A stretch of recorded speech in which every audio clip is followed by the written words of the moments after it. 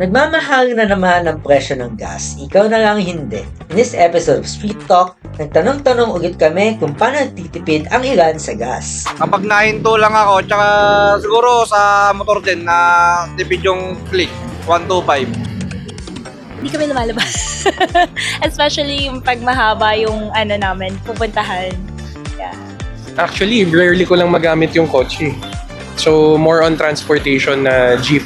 Pero by weekends, doon ko siya nagagamit. Pag kasi sa perspective ng mechanic, maintenance ng mga components tsaka parts na involved sa fuel injection.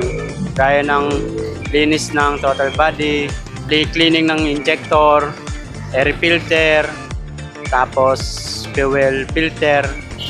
Tapos siyempre sa transmission, CVT, kailangan malinis din kasi nakakadagdag din sa fuel efficiency yung maganda yung condition ng mga yon. Mini-make sure ko po na alam ko na dapat yung pupuntahan ko. So, ayun po, para hindi magkakaroon ng naliligaw po. Kasi yun po yung parang malaking factor po. Yung kapag hindi nyo po alam yung place, then sayang sa gas. Yun na. Yung dahan-dahan, yung tawag doon, yung RPM. Kailangan hindi lalagpas sa 2. Yan. Ikaw ba? Paano ka nakakatipid sa gas? Ikaw mo na yan.